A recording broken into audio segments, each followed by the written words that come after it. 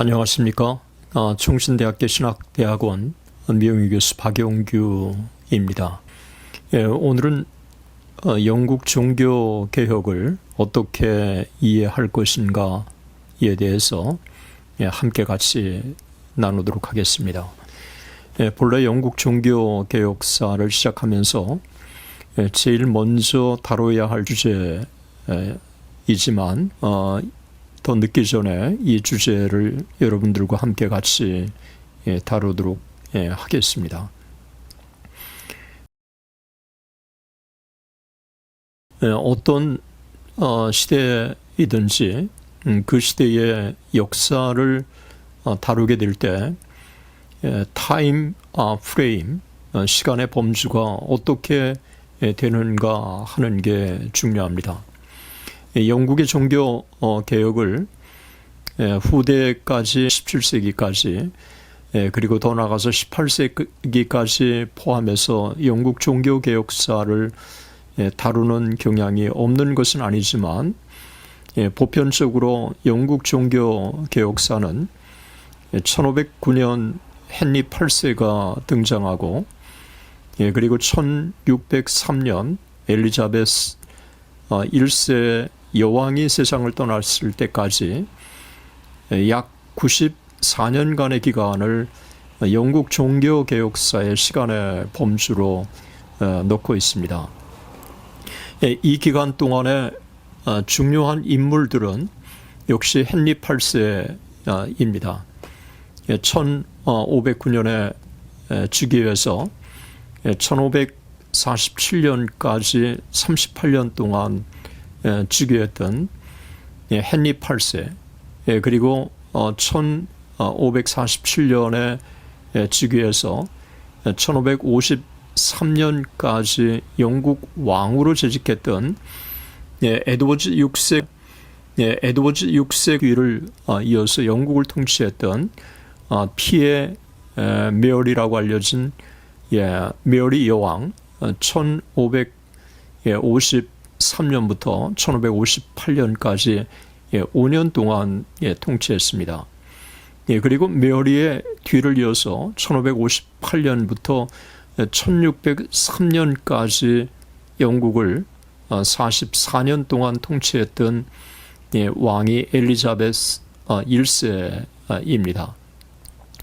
따라서 영국의 종교개혁을 이해하는 가장 중요한 열쇠는 역시 이들 4명의 왕들에 대한 이해, 그리고 이들 왕들이 통치하는 동안에 종교개혁을 정착시키는 데 크게 기여했던 인물들, 예를 들면 영어 성경을 번역했던 윌리엄 틴데일, 그리고 캔터베리 대주교로서 영국의 종교개혁을 실질적으로 이끌었던 토마스 크레머, 그리고 토마스 크로멜, 그리고 영국을 방문해서 42개 신조와 공공 기도서를 만들 때 중요한 역할을 했던 마틴 부처, 이런 인물들을 우리는 영국의 종교개혁을 이해하는 데 있어서 상당히 중요한 인물로 우리가 꼽을 수가 있습니다.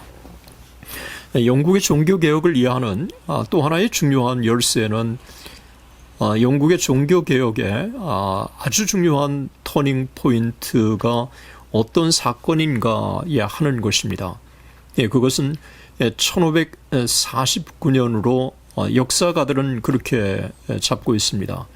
왜냐하면 1547년에 에드워즈 6세가 등장해서 1553년까지 7년간 영국을 통치합니다. 이 기간 동안에 영국의 실질적인 개신교 종교개혁이 정착했다고 보는 게 일반적인 학자들의 평가라고 할 수 있습니다. 특별히 에드워즈 6세가 통치하는 동안에 42개 신조가 영국에 공포되었고, 그리고 공공기도서가 이 기간에 공포되었습니다. 1549년에 제1기도서, 그리고 1552년에 제2기도서가 바로 이것입니다.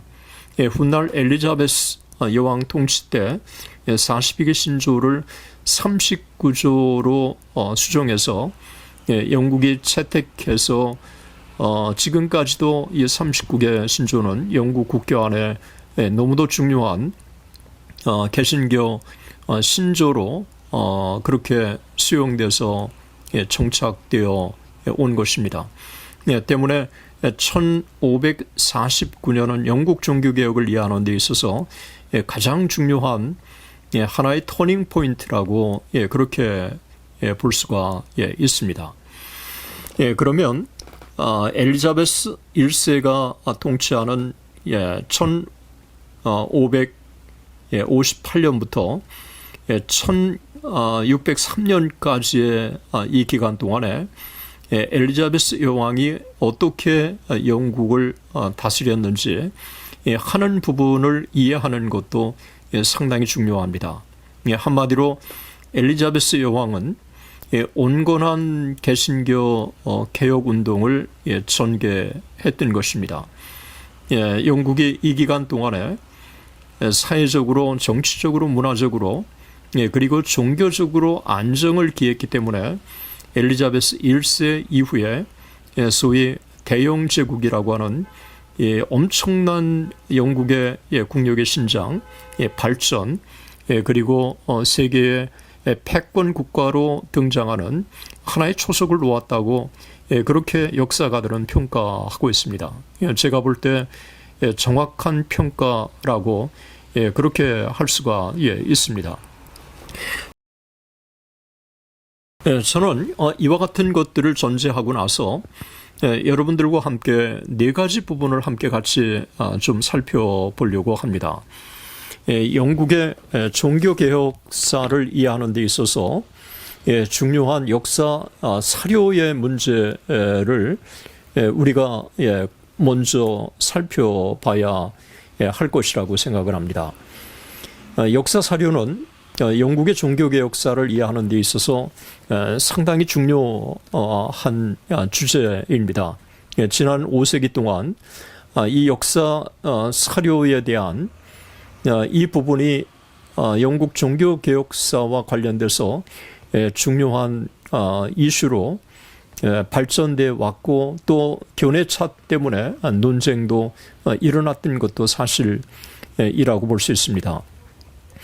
그런데 이 역사 사료를 구체적으로 우리가 들어가기 전에 먼저 역사라고 하는 것은 중립을 지켜야 되지만 그가 서 있는 종교적인 입장이 로마 캐토릭인지 영국 국교인지 아니면 개신교인지 아니면 전혀 종교를 갖고 있지 않는 사람이든지 이런 시각에 따라서 영국 종교개혁사를 우리가 해석하고 또 평가하는 이와 같은 방향이 다를 수 있다고 하는 점을 우리는 지적하지 않을 수가 없습니다. 이런 것들을 우리가 전제하고 우리가 영국의 종교개혁사를 이해할 때 영국 종교개혁사에 대한 사료는 학적으로 크게 네 가지로 분류해 볼 수가 있습니다. 먼저 영국의 종교개혁을 정치적인 사료 평가에 뿌리를 둔 것으로 그렇게 접근해 갔습니다. 영국의 실질적으로 헨리 8세가 로마 캐토릭과의 단절을 추구하면서 영국의 종교개혁이 그렇게 출발했다고 하는 것은 널리 알려진 일인 것입니다. 엘턴은 이 부분을 아주 구체적으로 지적하지만 헨리 8세에 초점을 둔 게 아니라 그의 수석 국무장관이었던 토마스 크로멜에 초점을 두었다고 하는 것입니다. 두 번째, 역사 해석은 A.G. 디킨스와 다른 사람들의 역사 사료라고 할 수 있는데 이들은 종교적인 관점에 먼저 이 영국 종교개혁의 동기를 부여하고 있습니다. 제가 볼 때 정치적인 입장에서 영국의 종교개혁이 출발했지만 그러나 종교적인 부분에 있어서 영국의 이 점진적인 발전의 과정을 거쳤다고 하는 사실을 우리가 고려할 때 영국의 종교개혁에 있어서 이 종교적인 이 부분에 대한 강조점을 무시할 수가 없는 것도 사실이라고 그렇게 볼 수가 있습니다. 세 번째는 수정주의라고 들 수 있는데 크리스토퍼 헤이, 그 다음에 잭 스칼리스브릭, 그리고 여러 학자들이 여기에 해당된다고 그렇게 볼 수가 있습니다.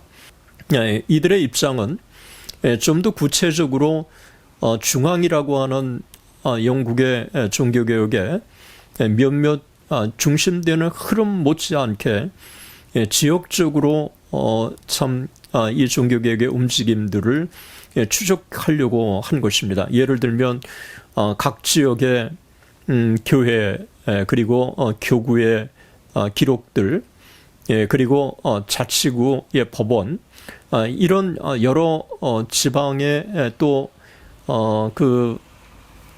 이 지역적인 이런 부분들을 충분히 고려하면서 영국의 종교개혁을 이해해야 한다고 하는 것입니다. 마지막으로는 패트릭 콜린스나 다른 일련의 사람들이 갖고 있는 역사 사료입니다. 이것은 영국에 있어서 종교개혁에 있어서 칼빈주의 청교도들의 영향을 면밀하게 추적해 가는 것입니다. 영국에 있어서 초기와는 달리 후기에 접어들어서 특별히 로마 캐토릭과의 단절을 추구하면서 성례전에 있어서도 그리스도의 영적인 임재, 이 칼빈이 주장했던 것, 그리고 예정론에 대한 수용, 그래서 39개 신조를 분석해 가면 상당히 개혁주의적이고 이 칼빈주의적인 그런 성향을 우리가 발견할 수 있는 것입니다. 그래서 영국의 종교개혁을 이해하는 데 있어서 바로 칼빈주의 청교도들의 영향을 면밀하게 살펴보려고 하는 역사 사료를 들 수가 있는 것입니다. 우리는 이런 것들을 고려해 가면서 이제 영국의 종교개혁을 이해하는 몇 가지 중요한 열쇠를 이 시간에 여러분들과 함께 같이 좀 살펴보기를 원합니다. 첫째가 영국의 국왕을 중심으로 영국 종교개혁 운동을 이해하는 것입니다. 영국의 종교개혁은 대륙의 종교개혁과 달리 헨리 8세가 이혼의 문제가 불거지면서 종교적인 문제에 있어서 교황권 우위에 맞서서 영국 국왕의 우위를 들고 나오면서 출발했습니다. 영국 국회가 이에 협력했고 왕이 임명한 정치 종교 지도자들이 이에 적극 협력했고 로마 캐토릭의 영향을 줄이기 위해서 영국 내에 수도원을 해산시킨 것입니다. 따라서 헨리 8세, 그 뒤를 이어서 왕위를 계승한 에드워드 6세, 그리고 그 뒤를 이어서 왕위에 오른 피의 메어리라고 알려진 메어리 여왕, 그리고 메어리 여왕의 왕위를 계승한 엘리자벳 1세 여왕, 이런 인물들을 역사의 흐름을 따라서 추적해 가는 것입니다. 이들 4명의 영국 왕들에 대한 이해는 영국 종교 개혁에 대한 시간의 범주 그리고 성격을 동시에 이해하도록 인도해 줍니다. 예를 들면 헨리 8세는 1509년에 왕에 올라서 1547년까지 38년 동안 영국을 통치했고, 에드워즈는 1547년에 즉위해서 1553년까지 7년 동안, 메어리 여왕은 1553년부터 1558년까지 5년 동안, 그 뒤를 이어서 이제 1558년부터 1603년까지 44년 동안 엘리자벳 1세가 통치합니다. 영국의 종교개혁은 시간적으로 1509년부터 1603년 사이 100년 동안에 진행된 것입니다.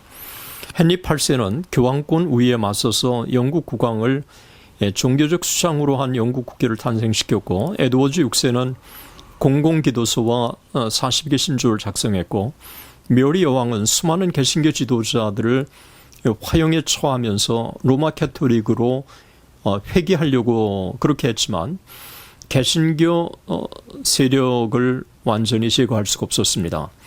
엘리자벳 1세는 44년 동안 통치하는 동안 영국 국민들의 전체적인 입장을 대변하는 정책을 구사합니다. 영국 국교의 노선에 있으면서도 반교황법령인 수장령을 통과시키고 종교적인 중용 정책, 영국의 정치적 경제적 안정을 통해서 영국이 대영 제국으로 발전할 수 있는 토대를 구축합니다. 이들 4명의 영국 왕들은 메리 여왕을 제외하고 로마와의 단절을 추구합니다. 영국의 종교개혁은 대륙의 종교개혁과 달리 아주 강력한 개신교 신앙의 토대를 둔 개혁운동이라기보다 로마 캐토릭과 개신교의 중도적인 정책을 중시하다가 점점 더 개신교 신앙이 강화되는 방향으로 움직여간 겁니다. 이를 가리켜서 교회사적으로는 온건한 종교개혁이라고 그렇게 부르고 있습니다. Moderate Reformation. 두 번째, 영국 종교개혁을 이해하는 열쇠는 정치적인 개혁은 사상적인 개혁과 개신교적 교리적인 개혁이 뒷받침되지 않는다면 실질적인 종교개혁으로 발전할 수 없습니다. 영국의 로마 캐토릭과의 단절을 추구하는 정치개혁이 실질적인 종교개혁으로 발전할 수 있도록 결정적인 토대를 구축한 탁월한 지도자들이 있었기 때문에 영국의 종교개혁은 성공할 수 있었습니다. 그 중에 가장 선두에 선 인물은 역시 영어 성경을 완역한 윌리엄 틴데일이죠. 틴데일이 영어로 성경을 번역하고 결국 그로 인해서 그가 순교를 합니다. 틴데일의 영어 성경은 영국 교회가 성경의 토대를 구축한 교회로 세워지도록 결정적인 배경을 형성합니다. 틴데일의 영어 성경의 토대를 둔 커버데일의 영어 성경이 헨리 8세의 공인을 받아서 영국 교회 교구들과 교인들에게 배부되어서 누구나 성경을 읽을 수 있게 된 것입니다. 틴데일 외에도 개신교 신앙을 가진 지도자들이 헨리 8세 동안에 등장합니다. 캠브리지 대학과 옥스퍼드 대학의 루터의 영향이 적지않게 확산됩니다. 그러니까 영국의 종교개혁 운동이 하나의 중요한 전환점을 맞은 것은 헨리 8세가 즉위하고 40년이 지난 1549년, 다시 말하면 에드워드 6세가 즉위할 동안에 일어납니다.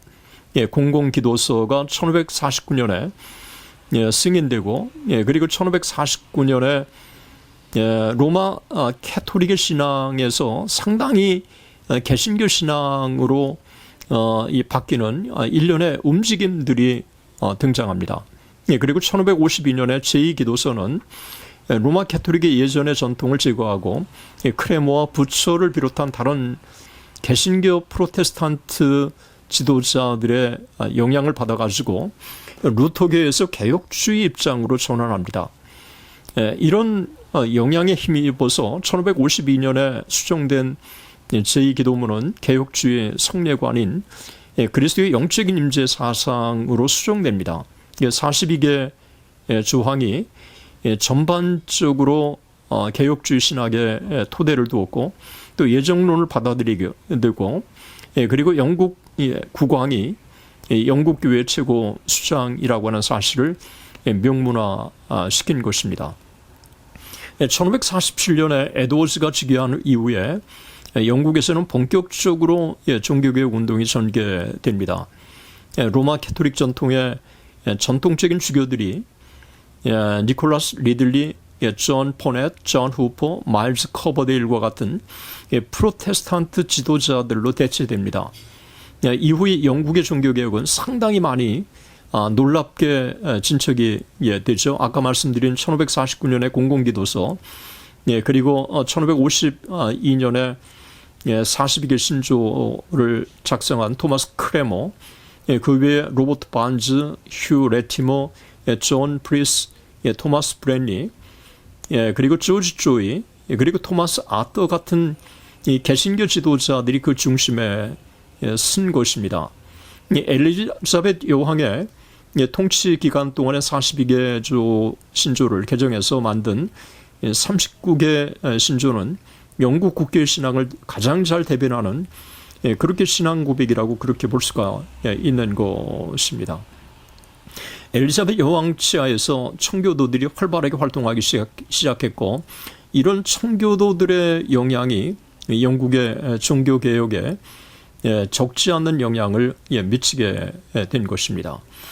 세 번째, 영국의 종교개혁을 이해하는 데 있어서 잘 알려지지 않았지만 영국에서는 최고의 개신교 엘리트 지도자들이 개신교 신앙 때문에 엄청난 순교를 당합니다. 특별히 1553년 피해 여왕이라고 불린 메리 여왕이 즉위한 이후에 284명의 개신교 지도자들이 화형에 처해졌고, 그리고 800명 정도의 프로테스탄트들이 독일과 스위스 프로테스탄트 지역으로 생명의 안정을 찾아서 이쪽으로 피신을 떠납니다.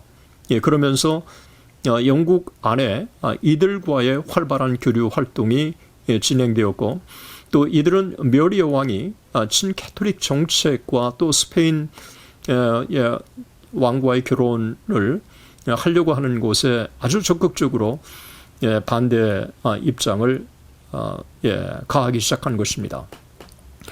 피해 메리라고 알려진 메리 여왕이 등장한 다음에 개신교 지도자들이 284명이 순교를 당했는데, 그 중에는 토마스 크레머, 휴 레티머, 니콜라스 리들리, 존 라저스, 존 후퍼, 로버트 페라, 로렌 테일러, 존 브래드포트, 이런 인물들이 포함되어 있습니다. 1558년 11월 메리 여왕이 세상을 떠난 후에 메리의 자매죠, 프로테스탄트 신앙을 가진 엘리자베스가 차기 여왕이 되어서 엘리자베스 1세로 즉위해서 1558년부터 1603년까지 44년 동안 통치를 하게 되는 것입니다. 이런 것들에 대한 이해가 영국 종교개혁을 이해하는 데 있어서 상당히 중요하다고 그렇게 볼 수가 있습니다. 대단히 감사합니다.